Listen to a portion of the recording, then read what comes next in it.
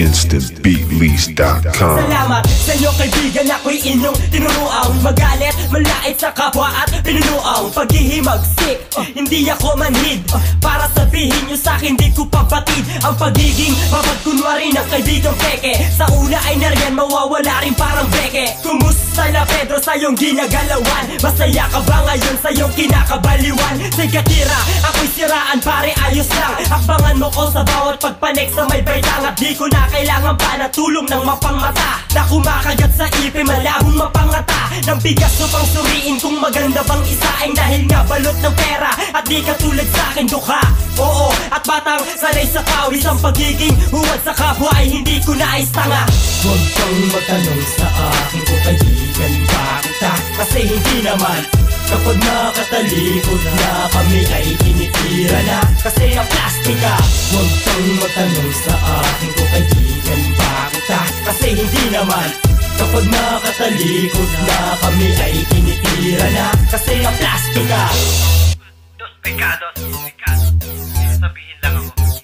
Hey pare, kamusta ka tol? Masama ka bang batiin? Mahirap bang gawin pero insimada nga hatiin? Sa 8 at sa 10 katao ipapamahagi. Paano yung dalawa kasi iba na nga palagi? Ang tingin sa'yo, palagi kang tinatanguan. Hoy nandiyan ka lang pala, bakit ba tila taguan? Ang nangyayari, naisip ko ganyan palapag. Hilala ka di maabot, parang ilang palapag.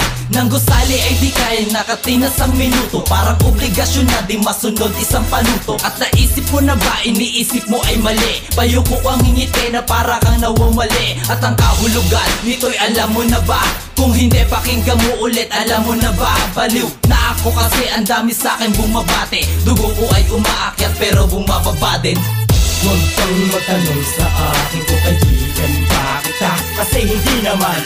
Kapag nakatalikod na kami ay tinitira na, kasi na plastika.